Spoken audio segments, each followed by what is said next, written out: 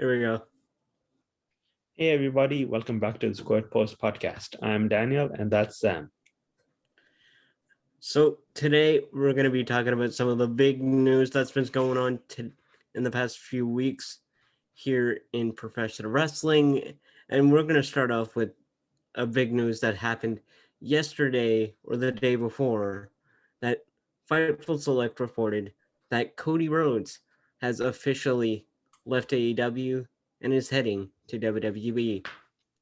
Now, Dan, what do you think about that? Like, it to me, I was blown by it. Like I couldn't believe it.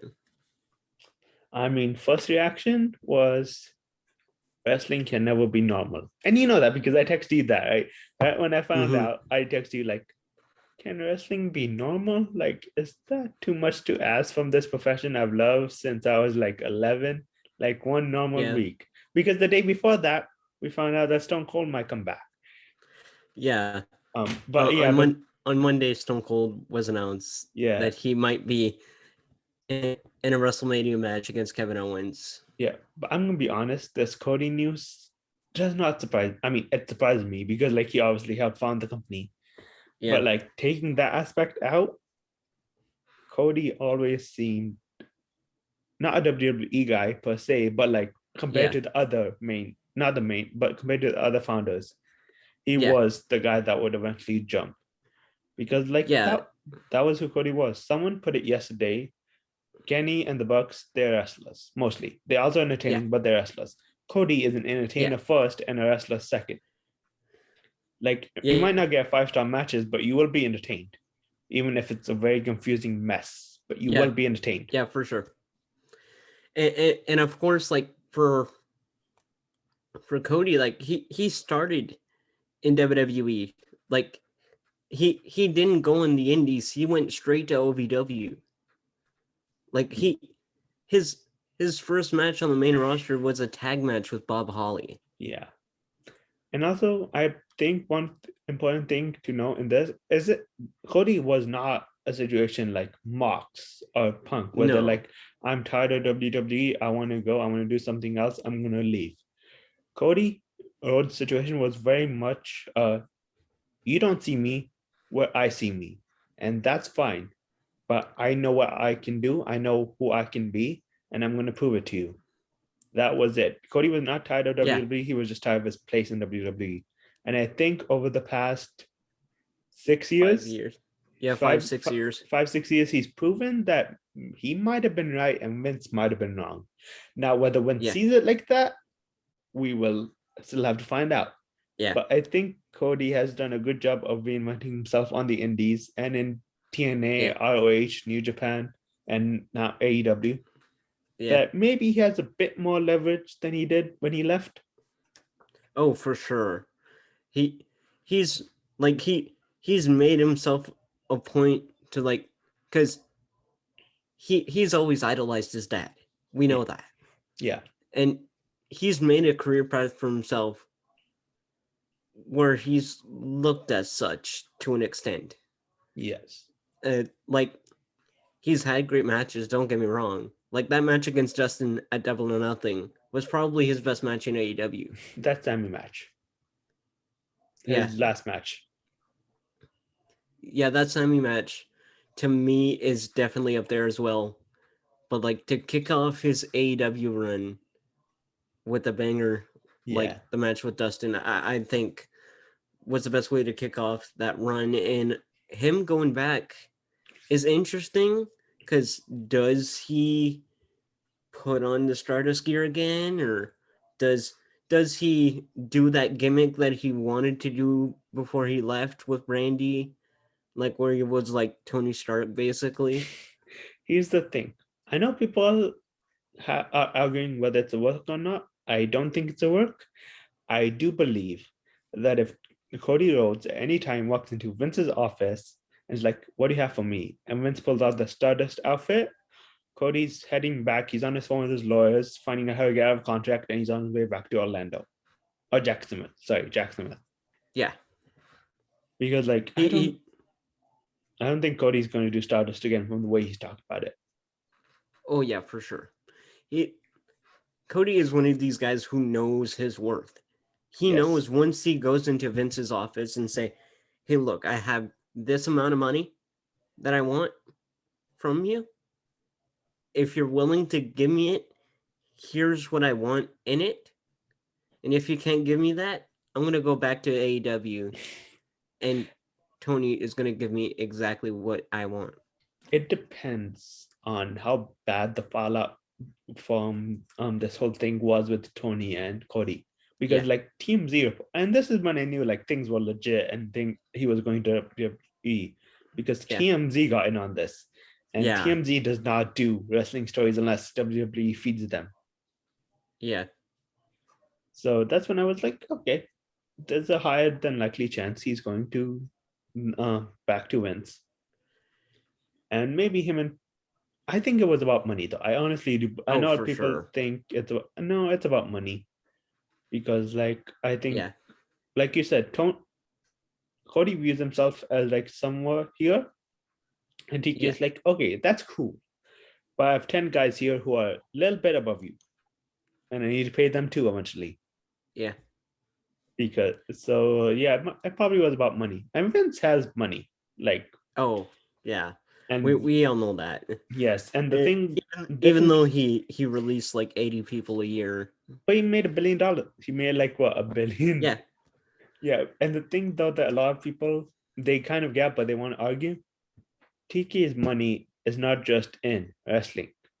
TK Yeah. has money in football, in the other football, in a bunch of other things. Once the money is all Yeah, in wrestling. he's got money in football, soccer. He's got some businesses that Yeah, he has, and he he's like basically what Shane McMahon thought he was gonna be.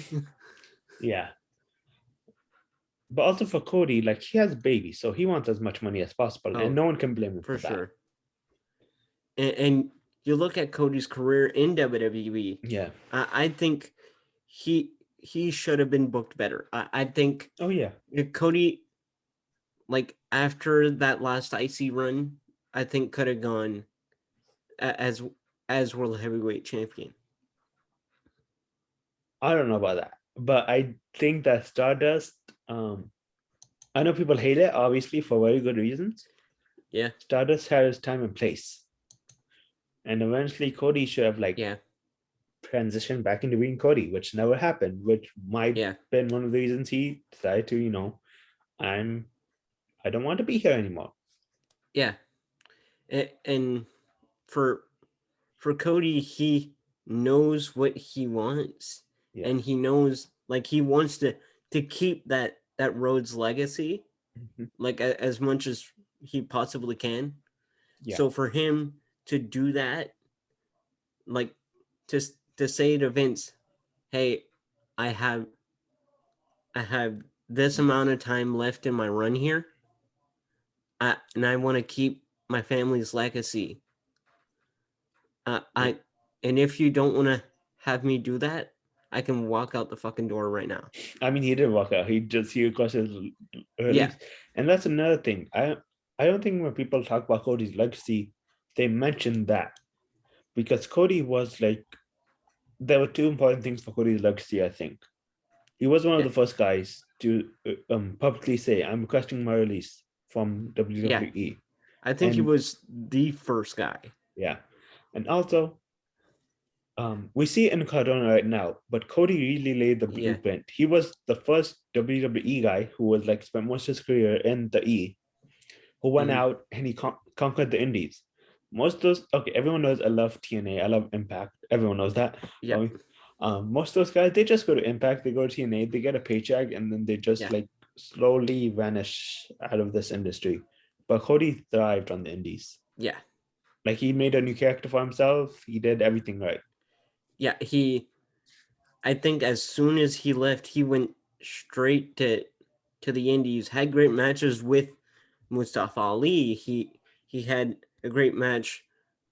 He had great matches in WCPW, and he of course went on to Impact for a hot second. He went to Ring of Honor. Yeah. The first semi-independent match I saw was Sammy Guevara versus Cody Rhodes. Yeah, that was a really good match. Yeah, it was. Even the matches they had in AEW, of course, they're really good. Yeah. Also, everyone does it now, but I think Cody was the first one to make a list. And he said before Yeah, he did that list to keep buzz on his name for his whole 90 days. yeah. So there's a lot of things that I don't think people appreciate Cody enough for in modern, like indie or modern wrestling. Oh, for sure, and especially because like the the guys that were young in developmental in WWE in the early 2000s, like they they weren't they aren't looked at as this legendary like group of people unless you're like Cody or Yeah. Randy. Yeah. And another thing, like I know we keep talking about Cody's legacy, but like Matt Cardona, I don't want to say he's following the blueprint because Matt Cardona made his own blueprint. But I think Yeah, Cody for was the sure. first one that came from WWE and wasn't this like work rate guy. He does Yeah, good matches, but one of the Cody's best qualities are like in his storytelling and yeah, like his promos and stuff. And that's Matt Cardona. Matt Cardona is not the best wrestler. Like I yeah, think even he would agree with that. Probably not, but maybe he yeah, would agree with that. But like he can tell a story and he can yeah, elevate a title. He just won the NWA title, and like I don't think a lot of people are going to tune in, but like that's the most buzz NWA has gotten for a while yeah, because Matt Cardona is in it. Matt Cardona won, yeah. and if Matt, that gets like maybe 5 more eyes on NWA, that's good. yeah, and Matt's one of these guys that really he really always built himself like around social media and the kind of knew he really invented what it is to be a professional wrestler in the 2000s. Yeah, He really went he really made that Long Island IC character, and that Long Island IC character was a big part of social media, and he helped WWE become this social media conglomerate yeah. that they are now. Yeah, I don't think they would have made the step into social media as much as they did if Zack Ryder never got that as popular. They probably would have Yeah, because it's WWE, but they would not have done it as soon as they did. as quickly. Yeah, Yeah. they would have been still they would have still been on tout right now. Yes. Um. Oh yeah, but back to Cody though. Like, Yeah, I'm curious though. From like, we know how this might affect WWE. I'm curious how this affects AEW.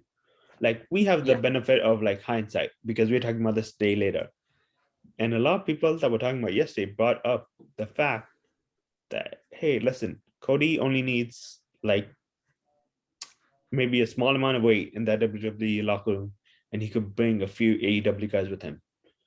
yeah, Like, and if Cody left, then that means anybody can, except for Kenny and the Bucks. But that's a whole nother yeah. story. And I don't think Mox and Punk are headed back there anytime soon. Definitely not Punk.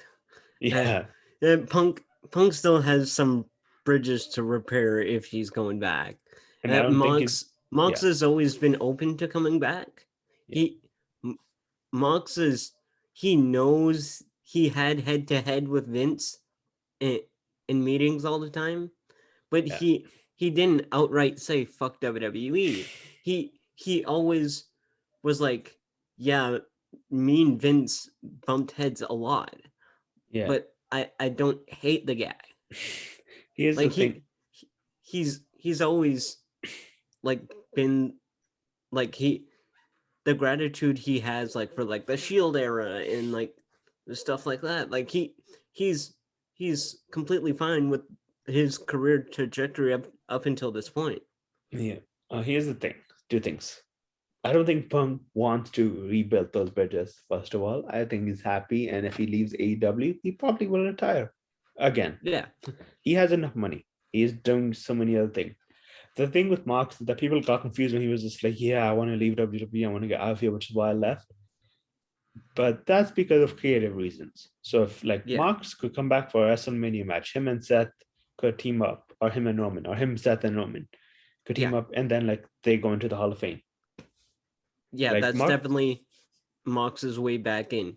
yeah, He has a Shield reunion match as reunion 6-man tag against like I don't know Cody and Paul White and Bryan Danielson. I don't know, no, and that's they that. they beat those three, and No, it'll like be they go into Hall of Fame. it'll be the Shield versus Solo Sequoia, Braun Baker, and Carmelo Hayes. Yeah, which I think would be okay. Yeah, but no, my point is that he's not coming back for a full time run. He Yeah, said he'll retire and let Renee do her thing if he has to, but like you just like no, he said when he didn't say that. He said at the beginning like even if there was no yeah, AEW, I would have retired and I would have done something else. Like I yeah, was not going to spend another minute in WWE, but yeah, like beyond those like those WWE guys, yeah, there's also MJF who loves talking about WWE, and we yeah. all know Cody and MJF. Like Cody is one of these guys where like he's trained MJF, he's trained Wardlow, he's had little little like instances where he's like had hours worked on these like next Ricky Starks generation guys. posted a picture of him and Cody. Like, Yeah, Ricky is Cody's best friend. yeah, I'm not saying According to Roads to the Top. So yeah, I'm not saying any of these guys are headed to WWE. I'm just saying they're not sure yeah, foregone conclusions that they're going to spend the rest of their careers in yeah, AEW. I mean, it'll be yeah, it'll be interesting to see what happens. Um, it's gonna be a wild time. yes, To be a Rhodes family member, to say the yeah, least. Speaking of Rhodes family member, Dustin it's said he staying. wasn't leaving, Yes, which I was happy about yeah, Dustin's a because great coach. yeah, to me, Dustin is gonna be like the Fit Finley of AEW, Yes, like the Fit Finley TJ Wilson. Like oh yeah, he's like the trainer, yeah, yeah but yeah, he's staying, so that's good. Um, I'm curious though what they'll rename the training facility. They might keep it the Nightmare yeah Factory, but that was more based off Cody's nickname. yeah, or they can just go the Smoke and Mirrors Wrestling School or something like that. Yeah, QT will probably rename it. Yeah, just call it the Factory Yeah, because but it's the name of the faction yeah. Who do based you off think? that. Who do you think they debuted Paige Van Zandt against now? I'm hoping Mercedes, maybe Mercedes, or maybe Rosa. Rosa has legit MMA background, so maybe Rosa. Yeah, I don't think they'll. I think they want the Mercedes Jamie match first, and then maybe Paige Yeah. Van Zandt. But Either way, I, I hope to see Paige Van Zandt is all elite graphic pretty soon. Dan Lambert's gonna have a field day with this.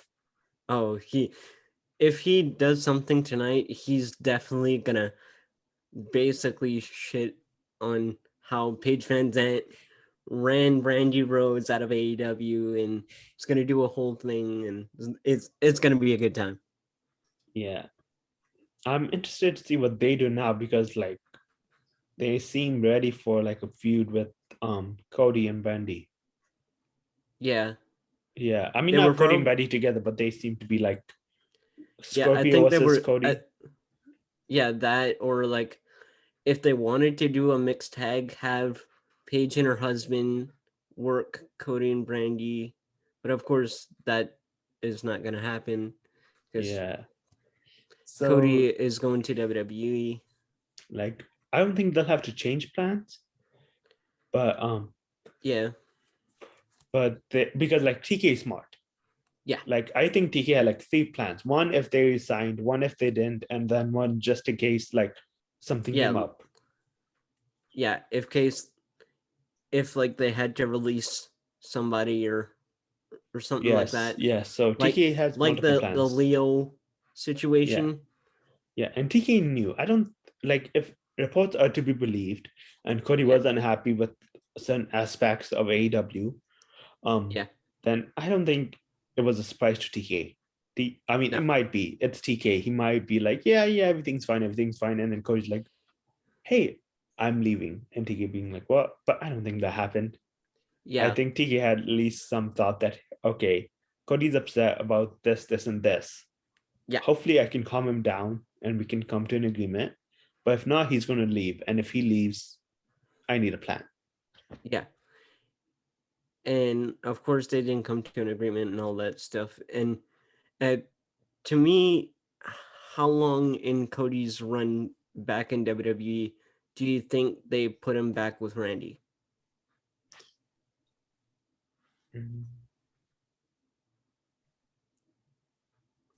Because I'm sure someone in creative is going to bring that up. I don't. Like, There's no way there's going to be one creative meeting where someone in creative, Bruce Pritchard or not, is going to mention, remember Legacy? I don't.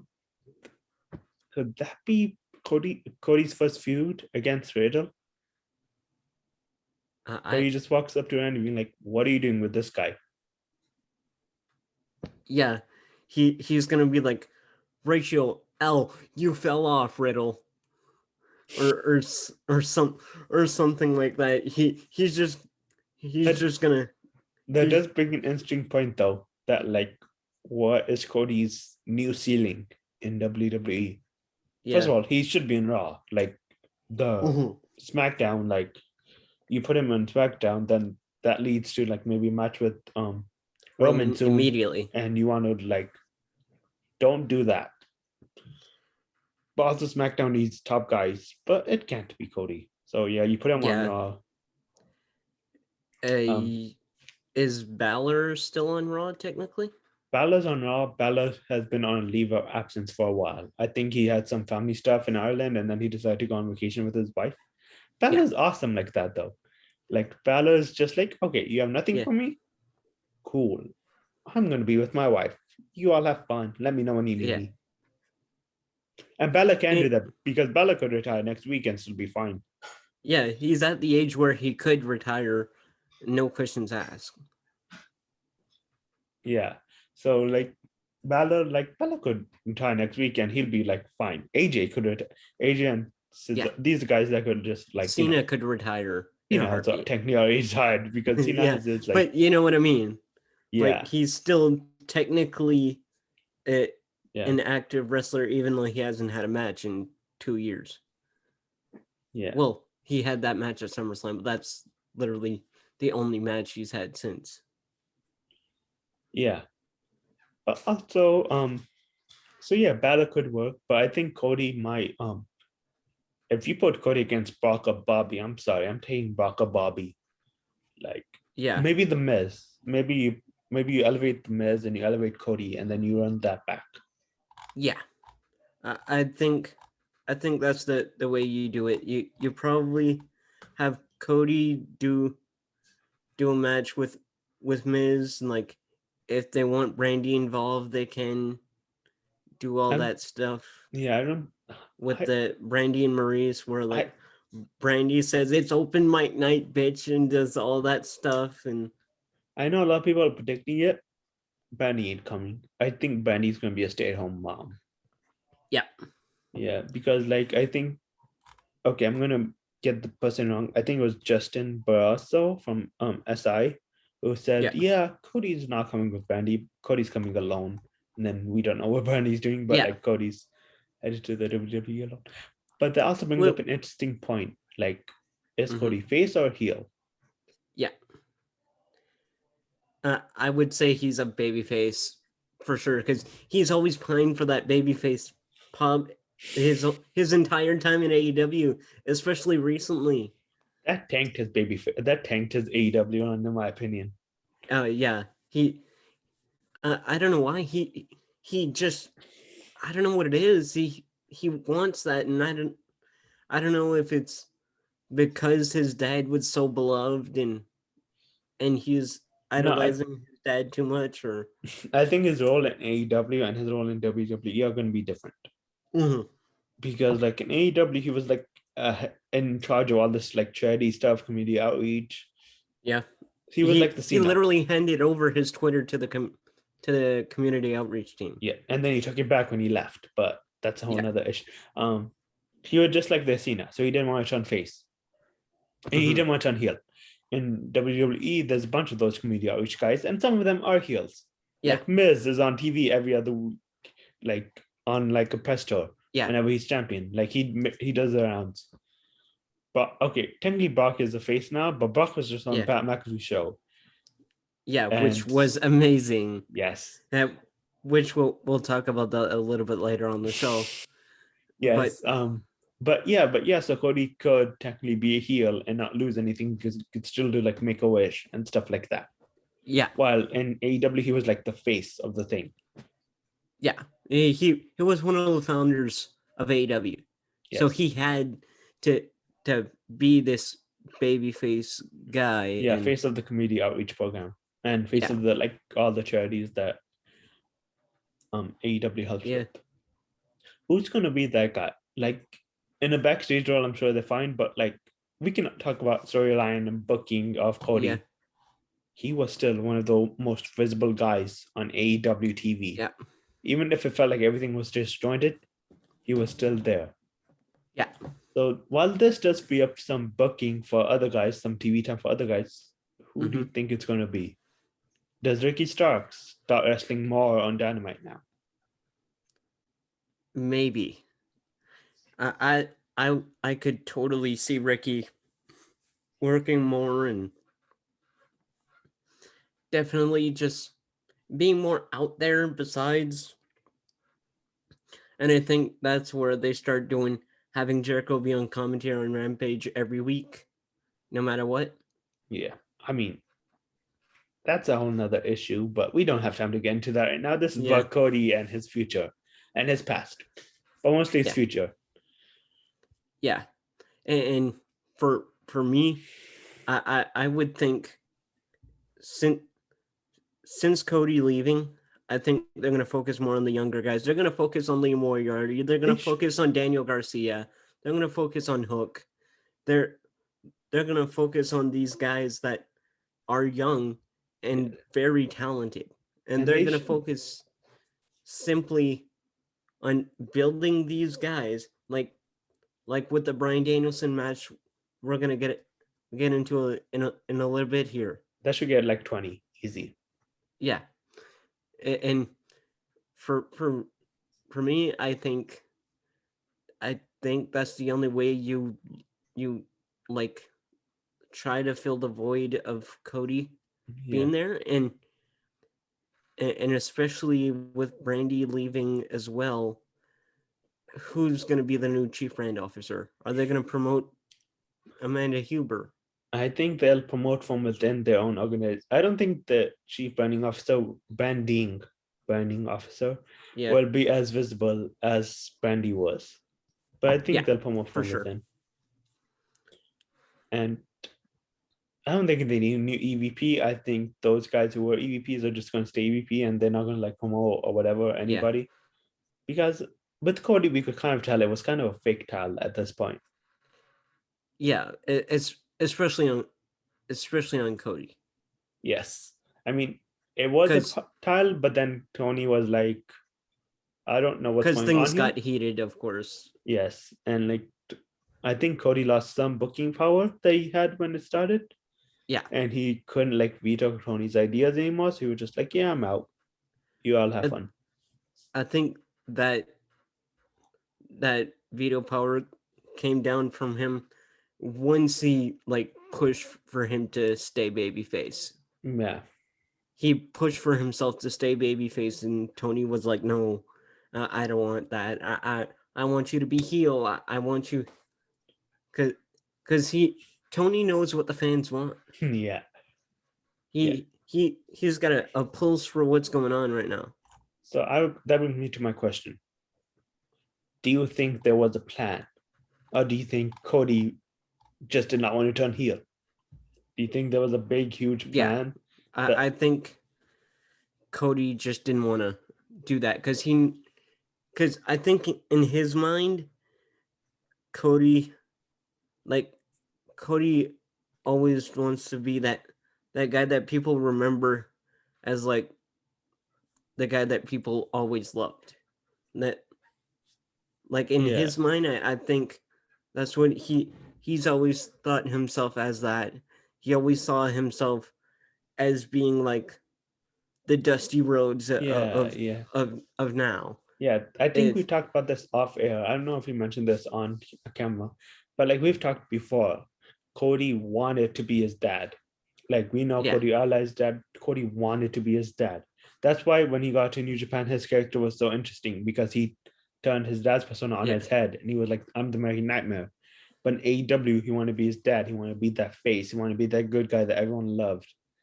And it yeah, just wasn't working for him at this yeah, point, at like 2020, 2021, 2022.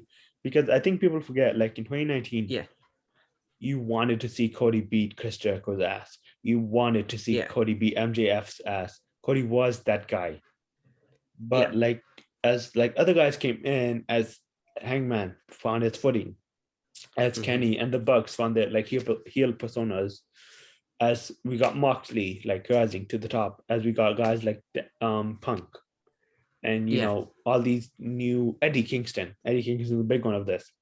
yeah, Cody wasn't that needed on screen anymore as he used to be. yeah. But Cody has become literally a producer at this point. yeah, Until he left.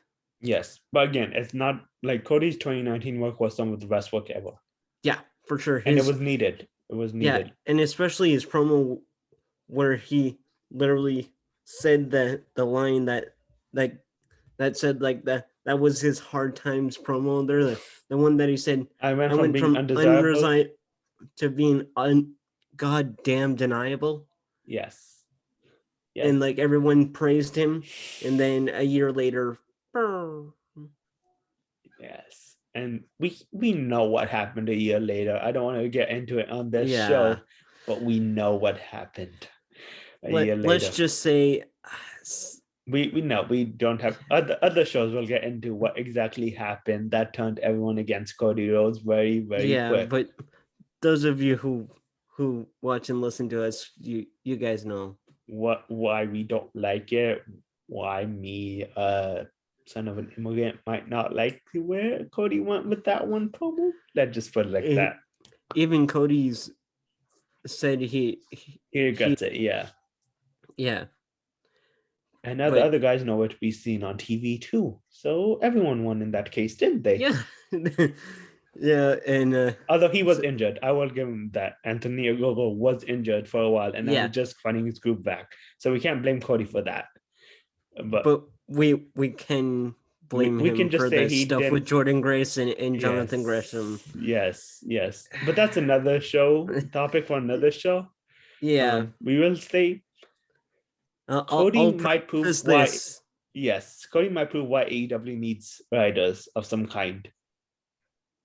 Or unless you Miro or King or at least a PR team. Yes, they need someone to look over the scripts and be like, maybe don't say that part. But again, that's the topic for another show. We're just here celebrating Cody's actual achievements. Not celebrating Cody leaving, but basically like honoring his run in AEW. His indie and AEW run. Because like we've mentioned before, that stuff, you can say whatever you want about his last 2 years. Yeah. No one predicted this would happen when Cody left in WWE in 2015.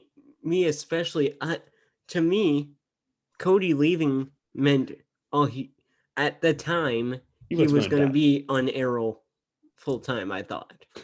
I didn't see him be like the indie guy that he became and like befriended the Elite and everything. Like I think a lot of people expected him, if it was sink or swim, I think everyone expected him to sink.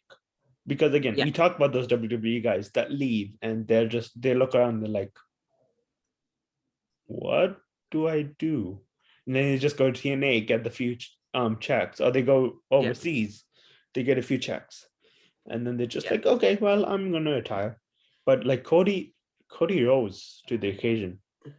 Yeah, Cody had a rocket ship up his ass from the start, and just he found ways to keep his name out there. Like he and appeared on indies.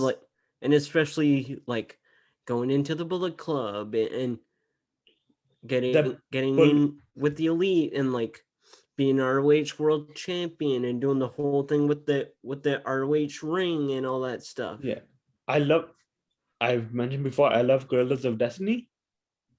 That Bullet Club storyline of Kenny versus Cody was like one of the last times I actually tried my best to pay attention to New Japan and what for sure. Bullet Club Civil War for me was awesome. Yes, I thoroughly loved that, especially like when they brought in Bernard the Banner and they did the whole thing with that, and it was fun. It was fun.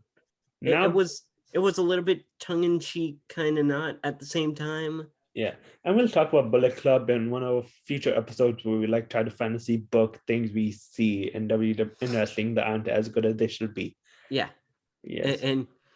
But Cody did a lot. That's the point we're trying to make here. Yeah. Cody did a lot in the past 5 or 6 years. Yes, and no one can take away his achievements. No matter how much he annoyed us, he annoyed people in his last 2 years. Yeah. That does not take away from what he did in the last 5. Yeah. His overall run post WWE was special. And yes, people are going to go back and look at his career once he hangs them up and say, Cody had a hell of a career. I mean, he was a multiple-time Intercontinental Champion. He was a multiple-time Tag Team Champion with Ted DiBiase Jr. Yes. He made that TNT title. He made a whole company. He did. He made a whole company. He like built a reputation for himself almost as like the Triple H of AEW. That might not always be good, but yeah. But also, all respect to Tony. Yeah, you know what I mean. Yeah, all respect to Tony and the Bucks and Kenny. AEW is not founded if Cody never jumped ship. Yeah, good point. Cody had a big role to play in AEW because, like, again, all respect to Kenny and the Bucks. Cody making a name for himself on the indies and whatever convinced a lot of these guys like Andrade, like Buddy Lee, Bryan Danielson. Yes, Bryan Danielson also had a huge career before WWE, but I'm saying he convinced these guys that, maybe WWE isn't the end all be all. Maybe there's life for me after this. Matt Cardona took his chance and ran with it. He had a cup of coffee there. Yes, Matt Cardona was fired, but he still looked at it the same way Cody did. Like, okay, you don't see me as good as I see me. So I'm going to prove to you I'm great. And Matt Cardona has. He's literally currently the NWA World Champion. Like, if you would have told me 10 years ago that would happen, I would have literally told you what the hell just happened. No, and also FTR. FTR was also one of... FTR does not leave WWE without... I mean, they probably do because, like, they were tired of it. But FTR... And especially, like, with the whole thing with the drawings of the costumes that we don't have to get into that. But my point is that FTR, like, they found a new life in AEW because of someone like Cody, who was there. It was like, you guys don't feel respected in WWE? Come over here. Yeah. You were saying? No, I was saying, I think FTR like are more wrestlers than Cody. Cody's more entertainer, while FTR is serious wrestler. But I think FTR are Cody guys too. Yeah, I agree 100%. I think FTR saw what Cody did, because FTR was in NXT when Cody left. Yeah. FTR was having amazing matches with Johnny Gargano and Ciampa. Yeah. The match with American Alpha, to me, is one of the best matches in NXT history. Yeah. And you look at the way they came into AEW, They came in a monumental way. They made an impact for themselves. They they made this new name of FTR an important name in AEW. All because of Cody saying it on not Cody, one of the guys on being the lead saying it. Yeah. Yes. Well, it was mostly Cody. Yes. Yes, it was Cody. But yeah. So yeah, I think we've basically summed up Cody's legacy. He is the guy that started all for the indies, for the WWE guys who wanted to join the indies. Yeah. And he will be remembered as that. And in a good way too. Yes, he will be remembered as that. Like, no matter what people say, in like 5 years, when we're talking about Cody, like his work from 2015 to 2020 will be what's remembered. Yeah, for sure. Everything leading up until the Ogogo match, I think is again, we don't have to talk about it now. Yeah, and speaking of AEW, tonight we have a packed show for AEW. It's going to be a lot of fun. Yeah, and we were talking about earlier about Bryan Danielson having a match against Lee Moriarty. And to me, I think that is going to be a great match for him. I think Bryan is going to really sell for him. He's really... Bryan will do what Punk did, I think. Yeah. I think this gets as much, if not as more time than Wheeler Yuta and Jon Moxley from 2 weeks ago.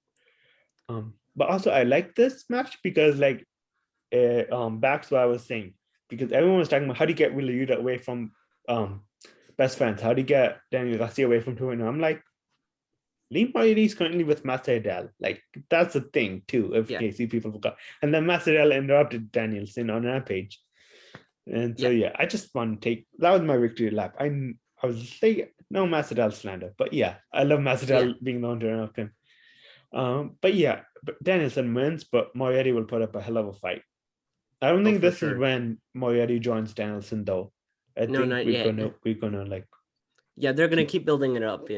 Yes, I think we will get Moxley versus Danielson at Evolution.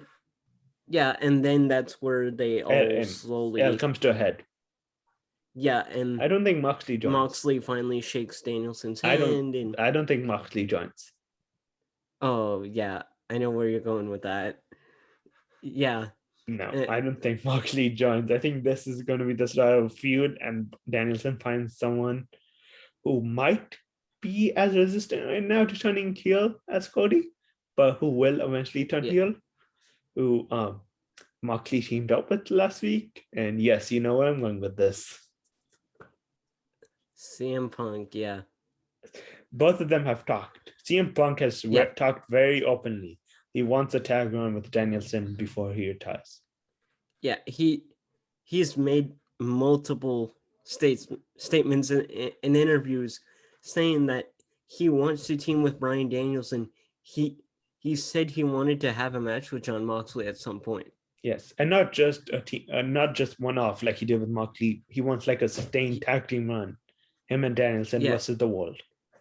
Yeah, and he wants to be like this veteran duo of CM Punk and Bryan Danielson, who are two Hall of Famers, by the way. Yes. Yeah, and both of them, when they first got to AEW, they were like, yes, we want to help the new generation. We like, they have different methods. Like Punk is just like, I'll work them backstage. I'll be like, yeah, this is what you should do. This is what you should do. This is what you should do.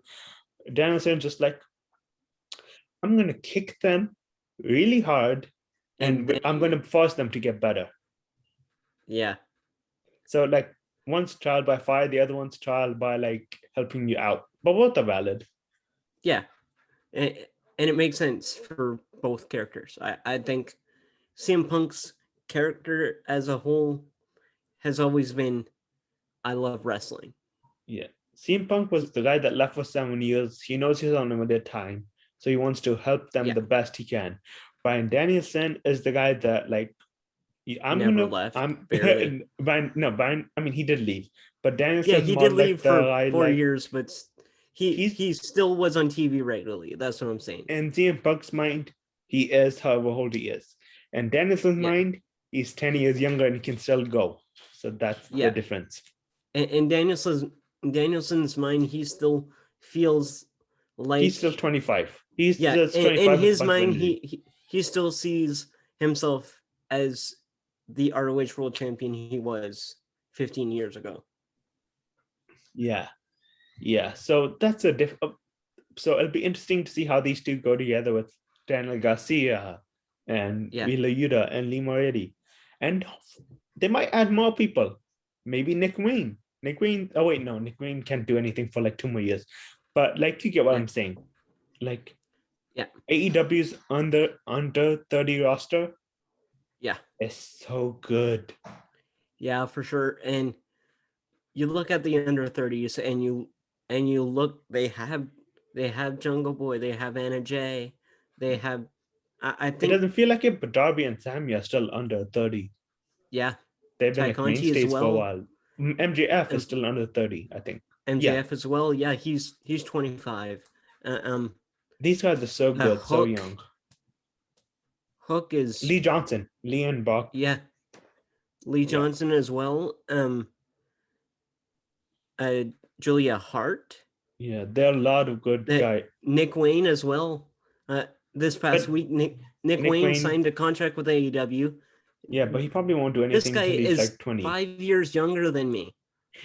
Nick Wayne is 5 years younger than me, and he's getting a contract. He's like 5-6 years younger than me. Okay, this guy has contract on TV. Okay, we don't need to talk about guys younger than us getting contracts on TV.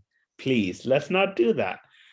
But like, Nick Wayne probably doesn't do anything till he's 18 because of, Yeah, Tony not going to put him in there unless, I mean, he might on Dark, but not on like actual TV. But my point is like, there's so many guys where that could benefit from someone like Moxley, someone like Punk, someone like Danielson, and Layla Hirsch. We haven't even talked about Layla. Layla. I believe she's under 30 as well. Yeah, I think she is. But yeah, it's a good time because like, and even not excluding those guys, you have like guys like Kingston who are always like ready to help. Kingston's and Take on TV, like, hey, this is a really good match of Kobashi. Watch this, or this Misawa Kawa. Yeah, like, those, and that's why I think AEW is like, okay, no offense to the veterans in WWE. Yeah, I think AEW like tries to build more like that mentorship. Like, I know Edge, guys like Edge and Miz and Cena and Orton. Like, if you need anything, they're there. Yeah, I think AEW really tries to go out of their way to like build mentorships between the young guys and their like older vets. Yeah. And so, speaking of mentorships between young guys and older vets, we have finally the death of a faction that we have been waiting for a year. Chris Jericho and Jack Hager versus Santana and Ortiz. Which brings us to something that I've been wanting since Santana and Ortiz got to AEW, and that's an LAX reunion. Yes. I mean, hey, King might be healthy. King might make it like... Yeah. It's been weeks. I think it's been the same amount of weeks that he needed to recover. Yes. And Diamante hasn't been on TV in over 2 years. Yeah, she should. Hopefully they do something with that. But I've been very positive about AEW and WWE this episode. So I'm going to say one small negative I have. This breakup should have happened a year ago. And I'm not saying that to be, I'm not saying that to like this. I'm saying that because you do this breakup a year ago, then you can do this year and next year, and the year after that, you can have reunions where people actually care. Like if you break them up while not hot, but like if you break them up while they're kind of like cooling down, people still care about them. So you can have reunions. Now everyone's just like, oh, it's finally over? Great.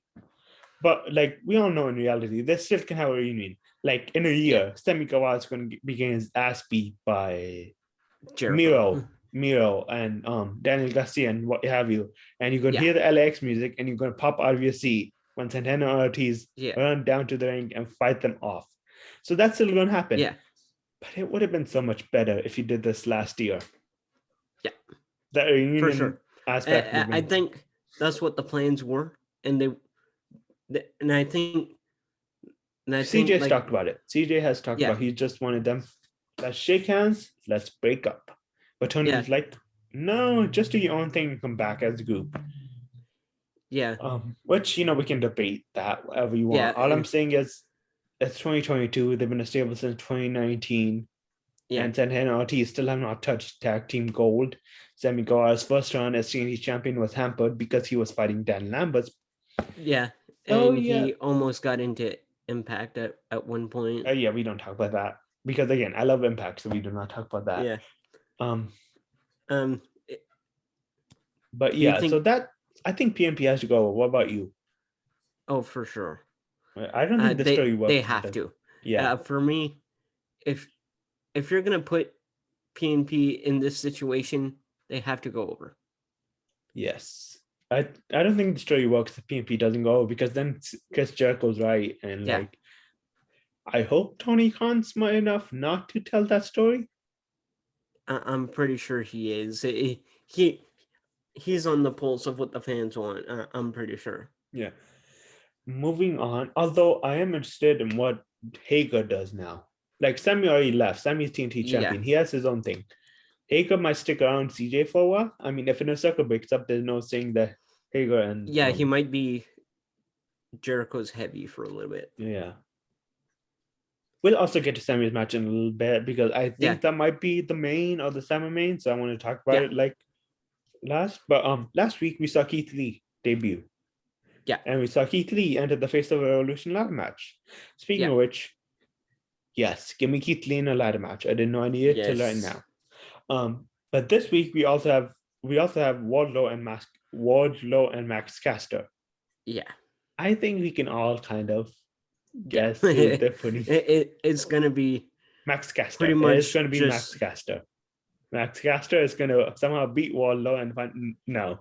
It's gonna be Wardlow, and it's gonna be Wardlow and Keith Lee in a ladder match. But most importantly, Wardlow and Keith Lee are gonna have that stare down that we all want. Yes.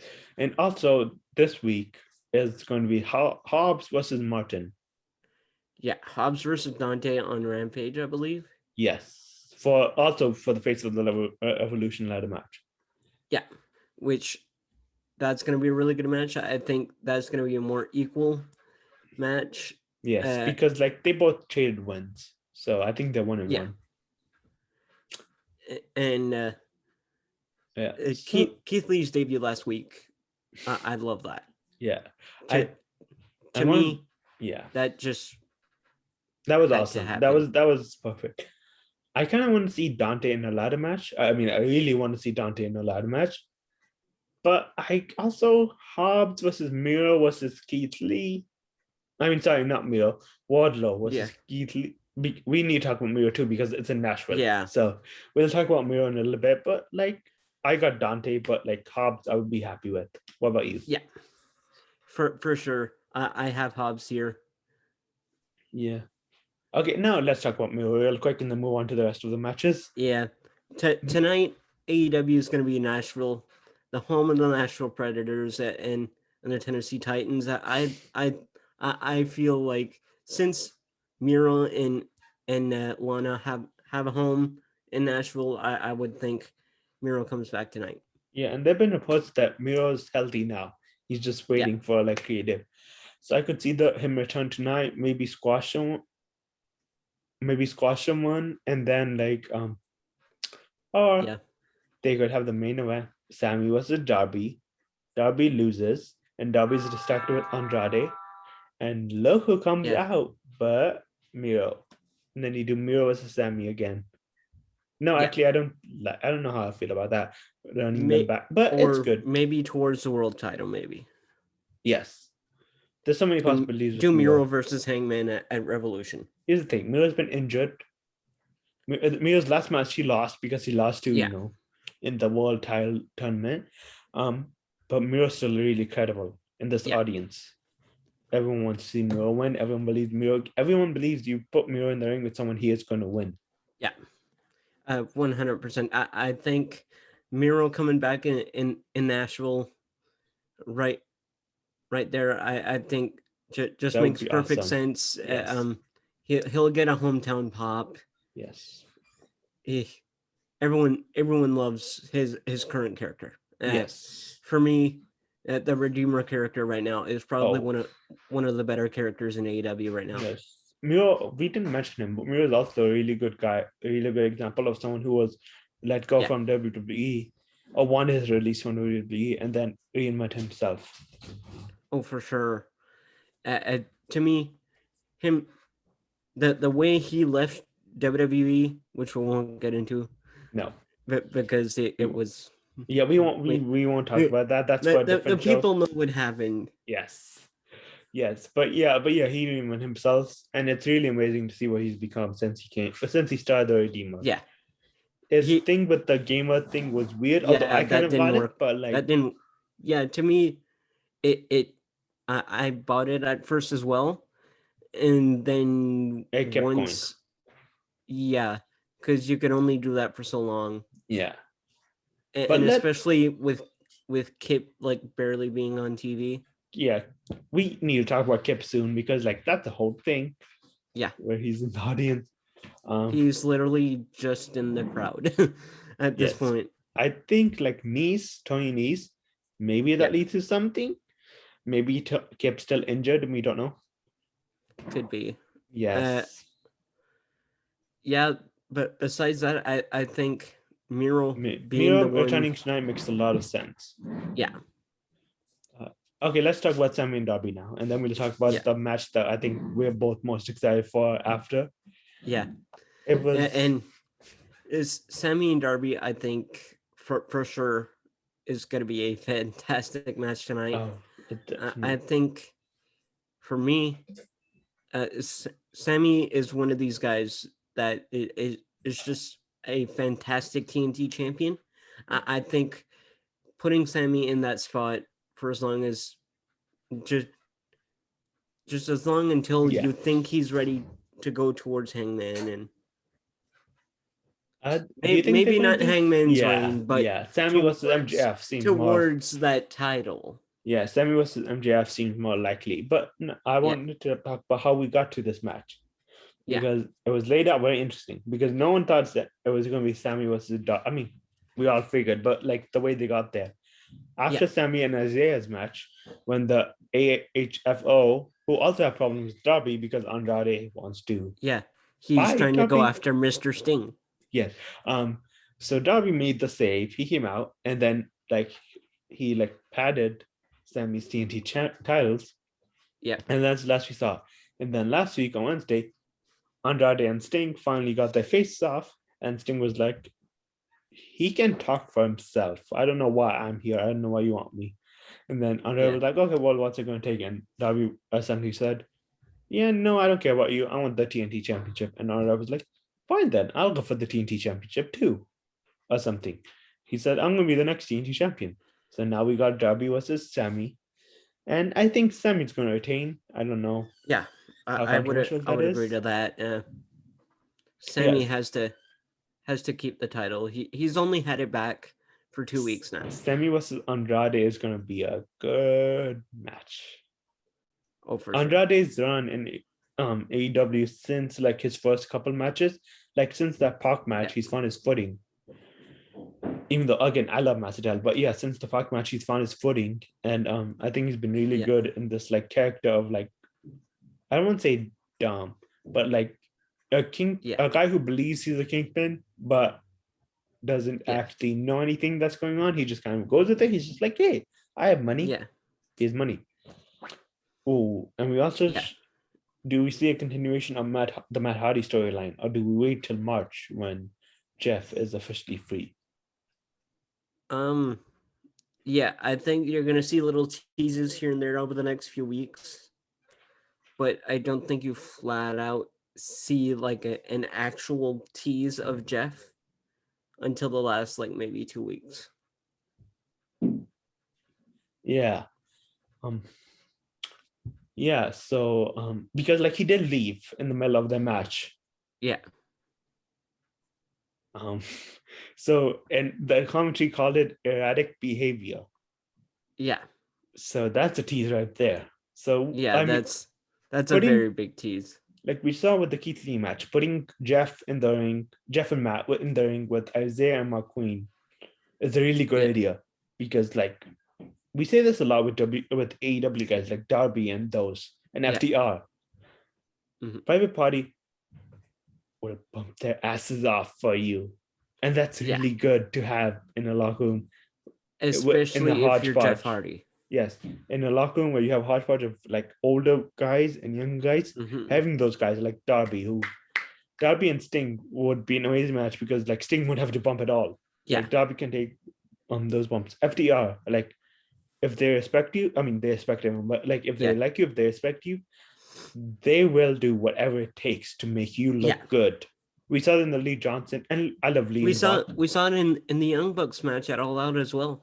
Yeah, they will do whatever it takes to make you look good if they have to. And Yeah. we saw in the Keith Lee match, Isaiah and McQueen Pumped for him. can bump. So and like I said before, that's a really good thing in like a locker room like Yeah. this. You need those guys that can look good but can also make their opponent look good. Oh, for sure. And that's why you have a guy like in WWE, you have a guy like Ziggler. Yeah. Like Ziggler's a perfect example of that. He is gonna bump his ass off for Braun Breaker. Yes, when they have that match, Braun Breaker's gonna if Dolph okay, we know we all make fun of Dolph Ziggler. If Dolph Ziggler cannot make you look like $1,000,000, I don't know what we're doing here. Exactly. Santos did on Tuesday. Yeah. Like Santos made Braun look great because Santos Escobar is really, really, really good at his job. Yeah, and I think Santos is going to come up pretty soon. Yeah. But wait, this is an AEW preview, so let's talk about the last match. Mercedes versus Thunder Rosa. We saw like that is going to main event. Hopefully, we saw in the last couple of weeks. I hope so. That Thunder Mercedes Rosa, Martinez. she's amazing.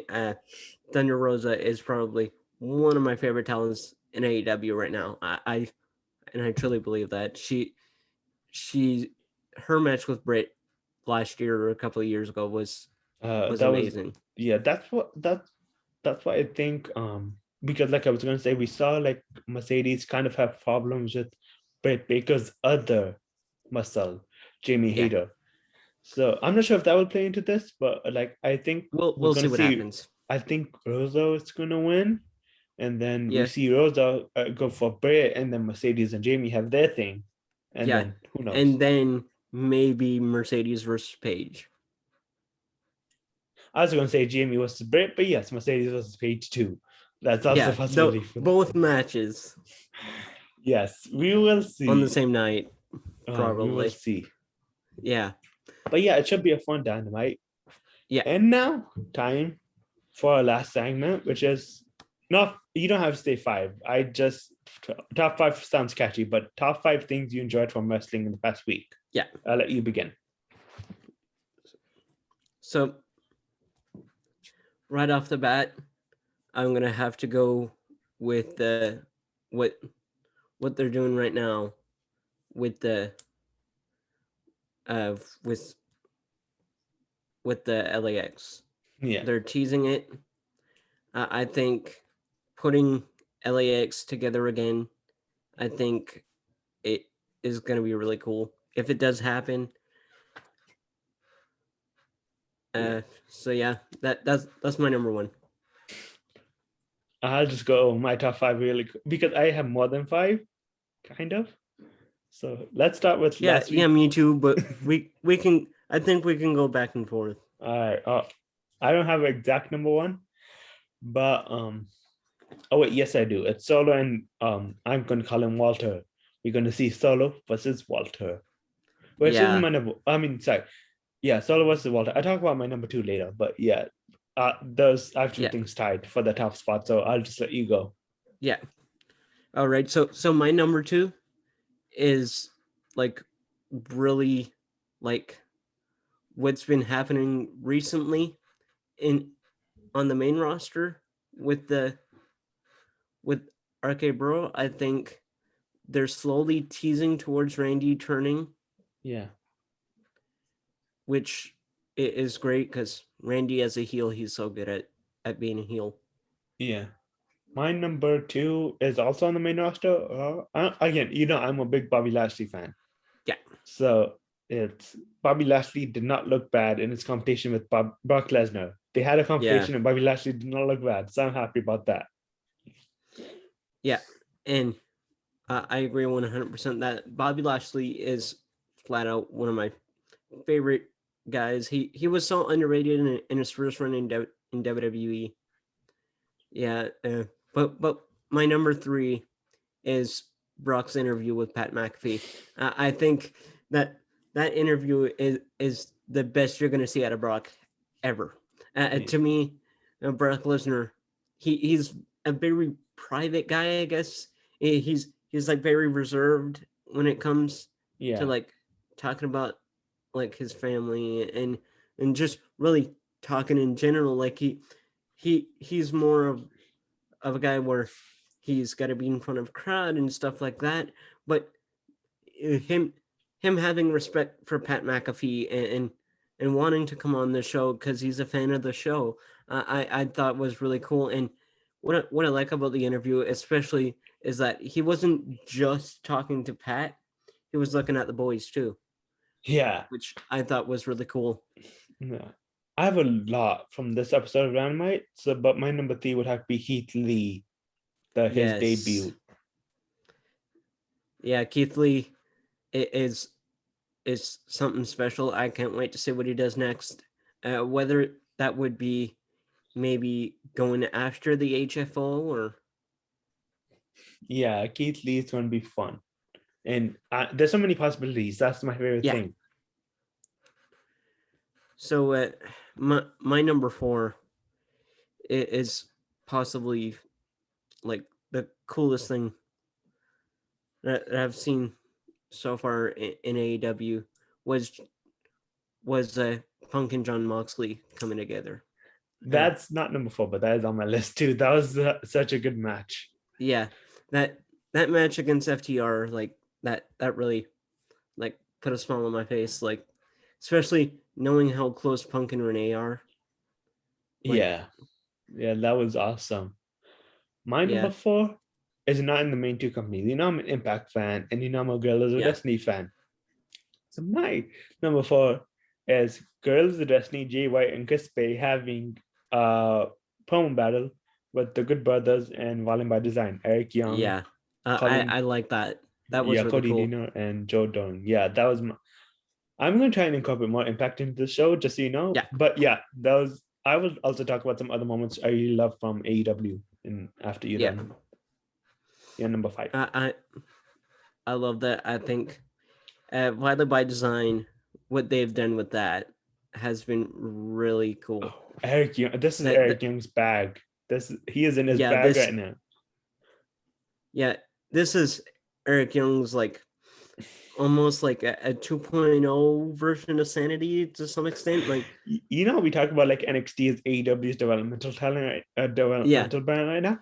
Their Impact's developmental too. Yeah, Eric Young took what he learned in NXT and is now using it Impact, and he's doing pretty good. I don't think Vince will let him have the creative freedom because like Vince is like story driven, while Vince is story driven. AEW is wrestler driven, like it's about wrestling, and they're a mix. And Impact is about character driven. Like Impact, like Scott Demore is like not Scott Demore, but Impact's thing is find your character and refine it, and then we'll give you a lot of chances. You can figure out your character on air. We don't care. Yeah, just have a good character. That's all we ask. Yeah, we saw in DK, Rosemary. I love Rosemary. Yeah. I'm not sure if she will do this well in like AEW or WWE. Yeah, but she's been in Impact so long. I hope she stays in Impact because I think it's the best. Like we've talked about before how I have an aversion to spooky characters in my wrestling, but Rosemary is awesome. I love Rosemary. Yeah, me too. She's great. Her and Andrew Everett and Bojack and all these and all these guys. They're really good. Yeah. And my number 5 is DPW is coming back for Volume 2 of Fire and Spark and all that stuff. Which I can't wait. I should have known.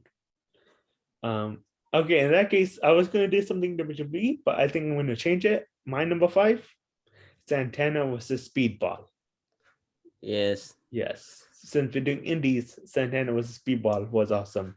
And Athena versus Thunder Rose was awesome too. But like I love Santana, I love Speedball. Yeah. Speedball is one of the coolest dude I've ever seen in independent wrestling. Yeah. To me, like, not just because he's a Quebeco, but also because he's just flat out good. Speedball and Santana had a really good match at Warrior. Yeah. And now I'll kind of go into my honorable mentions because all these were really good. Yeah. So I have some honorable mentions as well. Naomi versus Charlotte. PNP finally getting to do their own thing. And you mentioned FTR versus Mox and Punk, yeah. Yeah. All right, yours. My honorable mentions are the Athena versus Thunder Rosa match at Warrior. I really like that. Really, for me, like what Malachi Black and Brody King have been doing. Yeah. They've been doing some really cool stuff. Another one for me is flat out just what they've been doing with Penta and Penta and bring Penta back vignette. Penta Dark. Yeah, that Penta vignette was interesting. Oh, for sure. I love that tease of Kings of the Black Throne, like being the ones that bring back Penta Dark. Yeah, and Phoenix might get cleared mid-March, so that's going to be interesting. Oh, for sure. Yeah. Well, I think that is it for this episode of Squared Post Podcast. We talked about Cody, we talked about AEW, and then we recapped our favorite things in wrestling. Yep. So you can follow me at SamDupWrestle on Twitter. That's Sam DUP Wrestle. And I'm a DJ Wrestling fan. Yeah, I'm a DJ Wrestling fan on Twitter too. And you can find us on Twitter and YouTube under Squared Post Podcast. Yeah. But that should do it for this episode. Have a fun night, you guys. See you.